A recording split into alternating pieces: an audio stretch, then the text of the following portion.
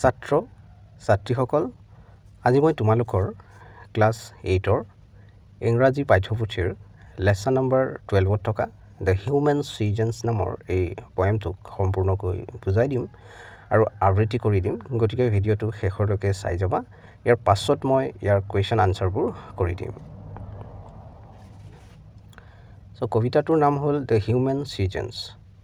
এটা বছৰৰ সিজনছ থাকে কাল থাকে যেনেকৈ গ্ৰীষ্মকাল বসন্তকাল গ্ৰীষ্মকাল শৰৎকাল শীতকাল তেনেদৰে ইয়াত কবিগৰাকীয়ে মানুহৰ যিটো কাল হেতুক বুজাব বিচাৰিছে এই কবিতাটোৰ জৰিয়তে আৰু এই কবিতাটোৰ বা পয়েমটোৰ কবিগৰাকীৰ নাম হ'ল জন কেটছ সো প্ৰথমে মই কেনেকৈনো আবৃত্তি কৰিব লাগে তো তেনেকৈ আবৃত্তি কৰি দিম তো তোমালোকেও ইয়াক শুনি পেলাই ভালদৰে শুদ্ধকৈ আবৃত্তি কৰিবলৈ শিকি ল'বা আৰু নচুৱাকেও লিখিবলৈ শিকি ল'বা কাৰণ তোমালোকৰ পৰীক্ষাত এটো আহিব পাৰে সো মই প্ৰথমতে কেনেকৈ আবৃত্তি কৰিব লাগে হেতু কৰি দিও তাৰ পিছত মই কবিতাটোৱে কি বুজাইছে বা পয়েমটোৱে কি বুজাইছে হেতু তোমালোকক বুজাই দিম Four seasons fill the measure of the year. There are 4 seasons in the mind of man. He has his lusty spring when fancy clear takes in all beauty with an easy span. He has his summer when luxuriously springs when cut of youthful thought he loves to ruminate and by such dreaming high is nearest unto heaven. Quite coves his soul has in its autumn, when his wings he furled close, contented so to look on miss in idleness, to let fair things pass by unheeded as a trestle broke. He has his winter too of pale misfuture, or else he would forego his mortal nature. So তোমালোকেও এনেদৰে আবৃত্তি কৰিবলৈ শিকিবা এতিয়া মই এই কবিতাটোৱে কি ক'ব বিচাৰিছে সেইটো বুজাই দিওঁ কবিতাটোৰ কি নাম দিছে দ্য হিউমেন সিজনছ মানে মানুহৰ যিবোৰ কাল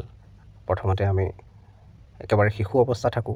আমাৰ শৈশৱ কাল থাকে তাৰ পিছত আমি ডেকা হওঁ ডাঙৰ হওঁ তাৰ পিছত বুঢ়া হ'বলৈ লওঁ আৰু আমাৰ শেষৰখিনি সময় আহি পৰে তো হেতুকে মানে যি আমাৰ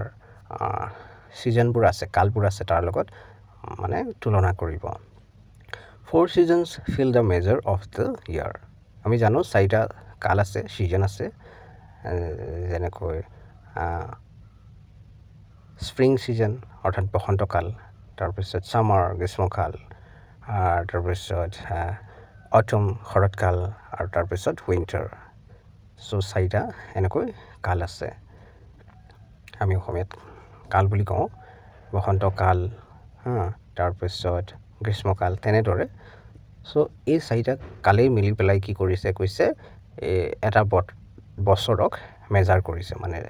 চাৰিটা এই কালে মিলি পেলাই কি হৈছে এটা বছৰ হৈছে মানে এটা বছৰৰ জোখ হয় মেজাৰ মানে জোখ 4 seasons fill the measure of the year এই চাৰিটা কালকে মেজাৰ কৰি পেলাই জোখ কৰি পেলাই এটা বছৰ হেতু কথা কৈছে There are 4 seasons in the mind of man মানুহৰ মনত চাৰিটা কি আছে সিজন আছে বুলি কৈছে থাকে মানে চাৰিটা সিজন থাকে বা চাৰিটা কাল থাকে He has his lusty spring মানে তেওঁৰ কি আছে বুলি কৈছে lusty spring মানে বহুত শক্তি বা জাকজমকীয় বসন্ত আছে আমি জানো বসন্তকালত নতুনকৈ গছৰ পাত ওলাই ফুল ফুলে তেনেকৈ আমাৰ পৰিৱেশটো মানে খুব ধুনীয়া হৈ পৰে চাৰিওপিনে সেউজীয়া আমাৰ মনটো খুব ভাল লাগে আমাৰ ইয়াতটো বহাগ বিহুৱে হৈ যায় ইয়াত বসন্তকালত সো সেই সময়ৰ কথা ভাবা কিমান মনটো ভাল লাগে ঠিক তেনেদৰে তাৰ লগত তুলনা কৰিছে নতুন গছবোৰত নতুন নতুন পাত ওলাই চাৰিওপিনে সেউজীয়া হৈ পৰে। চ' মানুহৰো কি হয় প্ৰথম অৱস্থাত যেতিয়া শিশু কাল থাকে তেতিয়া মানে কি হয় তেনেকৈ জাকজমকীয় বা বহুত শক্তিশালী বহুত ভাল মানে দিনবোৰ থাকে সেইটোক তুলনা কৰিব বিচাৰিছে when fancy clear য'ত মানে যেতিয়া কি হয় কল্পনাবোৰ বা আমাৰ চিন্তাবোৰ ক্লিয়াৰ থাকে আমাৰ কোনো খেলিমেলি নাথাকে কি কৰিম কি নকৰিম সেইটো লৈ আমাৰ ইমান চিন্তা নাথাকে আমাৰ কল্পনাবোৰ ক্লিয়াৰ থাকে তেতিয়া takes in all beauty with an easy span যি বিউটি সকলোবোৰ যি সুন্দৰ সৌন্দৰ্য সেইবোৰ সকলোবোৰ নিজৰ যি মাজতে সহজ একেবাৰে সকলোতকৈ সহজ সময়বোৰ নিজৰ মাজতে থাকে সেইটো হ'ল সকলোতকৈ সহজ সময় মানে হি হেজ হিজ ছামাৰ আৰু এজন ব্যক্তিৰ কি থাকে ছামাৰ থাকে গ্ৰীষ্মকালো থাকে মানে বছৰটোৰ গ্ৰীষ্মকালো হয় তাৰপিছত মানে বসন্তকাল গ'ল তাৰপিছত গ্ৰীষ্মকাল আহিব তেনেদৰে মানুহৰ জীৱনটো তেনেকৈ সদায় সৰু হৈ নাথাকে লাহে লাহে ডাঙৰ হ'ব লয় when luxuriously springs when cards of youthful thoughts he loves to ruminate য'ত মানে বিলাসীভাৱে স্প্ৰিঙৰ যি বা বসন্তকালৰ যিবোৰ মধুৰ স্মৃতিবোৰ আছিলে সেইবোৰ ডেকা কালত মানে ভাল পায় চিন্তা কৰি সেইবোৰ চিন্তা ভাল পায় টু ৰিমিনেট মানে গভীৰভাৱে চিন্তা কৰি সেই যি শৈশৱকালৰ কথা সেইবোৰ মনত পেলাই ভাল পায় বুলি কৈছে এণ্ড বাই ছাচ ড্ৰিমিং হাই আৰু এনেদৰে বহুত দূৰলৈ ভাবি ইজ নিয়াৰেষ্ট আনটু হেভেন স্বৰ্গৰ একেবাৰে ওচৰৰ ফালে ওচৰলৈ quite coves his soul has in its autumn আৰু তেওঁৰ যিটো সোল আত্মা সৰু আশ্ৰয় স্থানবোৰত নীৰৱে থাকে মানে অটম ছিজনত শৰৎকালত সেইটোক বুজাইছে যেতিয়া অলপ মানে কি হয়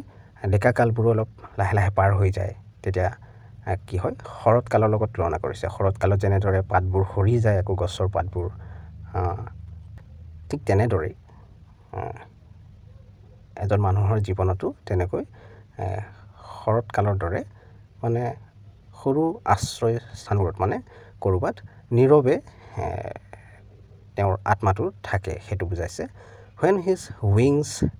যেতিয়া তেওঁৰ ডেউকাবোৰ হি ফাৰ্লেট ক্ল'জ আৰু তেতিয়া কি কৰি পেলাই এনেকৈ তেতিয়া মানে যেতিয়া শৰৎকাল আহে তেতিয়া তেওঁৰ ডেউকাবোৰ এজন মানুহে তেওঁৰ ডেউকাবোৰ আৱৰি বা মেৰিয়াই তেনেকৈ ঢাকি লয় বা বন্ধ কৰি লয় contented so' to look on miss in idleness আৰু তেতিয়া এলেহুৱা হৈ পৰে মানুহ যেতিয়া মানে বয়স হৈ আহে সেই ল'ৰালিকালৰ দৰে তেতিয়া আগৰ দৰে শক্তিবোৰো নাথাকে আৰু টু লেট ফেয়াৰ থিংছ পাছ বাই আনহেডেড কি কৈছে টু লেট ফেয়াৰ থিংছ যিবোৰ সঠিক বিষয় সেইবোৰক কি কৰিবলৈ অনুমতি দিয়ে পাছ বাই আনহেডেড মানে পাৰ হৈ যাবলৈ দিয়ে আওকাণ কৰি পেলাই মানে প্ৰত্যেকটো কথাতে লাগি নাথাকে কোনটো সঠিক কি সেইবোৰ সেই বিষয়বোৰতো তেখেতে পাৰ হৈ যাব দিয়ে আওকাণ কৰি পেলাই আওকাণ কৰি দিয়ে এজ এ থ্ৰাছহোল ব্ৰক যেনেদৰে থ্ৰাছহোল ব্ৰক বুলি কৈছে মানে জীৱনৰ সৰু স্বাভাৱিক অলৌকিকতা যিবোৰ প্ৰায়ে আওকাণ কৰা হয় তেনেদৰে আওকাণ কৰি দিয়ে he has his winter too আৰু তেওঁৰ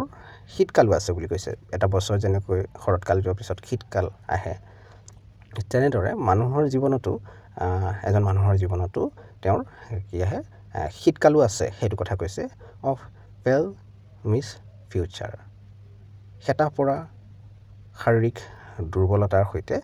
তেখেতৰ মানে তেওঁৰ শীতকালো আছে বুলি কৈছে যেনেকৈ শীতকালত কি হয় আমাৰ ঠাণ্ডা পৰি যায় গোটেই গাটো আৰু হেতা পৰি যায় ঠিক তেনেকৈ মানুহৰ জীৱনতো তেনেকৈ হয় এটা সময় আহে একেবাৰে শেষৰখিনি সময়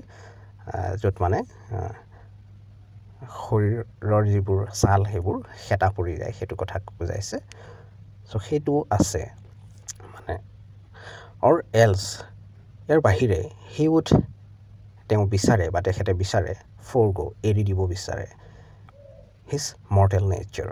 তেওঁৰ মৰণশীল যিটো প্ৰকৃতিৰ যিটো নিয়ম সেইটোক এৰি দিব বিচাৰে চ' মানুহ হ'লেতো মৰিয়ে যাব লাগিব এদিন চ' তেনেদৰে জীৱনৰ অন্তিমখিনি সময়ত তেখেতে মানে কি এৰি দিব বিচাৰে তেখেতৰ যিটো মৰণশীল যিটো প্ৰকৃতিৰ যিটো নিয়ম মৰিবই লাগিব চ' তেনেদৰে চ' ছাত্ৰ ছাত্ৰীসকল তোমালোকৰ এই যিটো পয়েম দ্য হিউমেন চিজনছ এই কবিতাটোৰ যিটো ব্যাখ্যা ইয়ালৈকে আছিল এতিয়ালৈকে যদিহে চেনেলটো ছাবস্ক্ৰাইব কৰি লোৱা নাই কৰি লোৱা কাৰণ তোমালোকে এনেধৰণৰ ভিডিঅ'বোৰ পায়ে থাকিবা আৰু এই ভিডিঅ'টোৰ তলতে এই যিটো পয়েম ইয়াৰ যিবোৰ কুৱেশ্যন আনচাৰ সেইবোৰ দিয়া আছে তোমালোকে এই ভিডিঅ'টোৰ তলত গৈ চাবা তাতে ক্লিক কৰি ইয়াৰ যিসমূহ প্ৰশ্ন উত্তৰ সেইবোৰ কৰি ল'বা চ' ভিডিঅ'টো ইয়াতে সমাপ্ত কৰিছোঁ ধন্যবাদ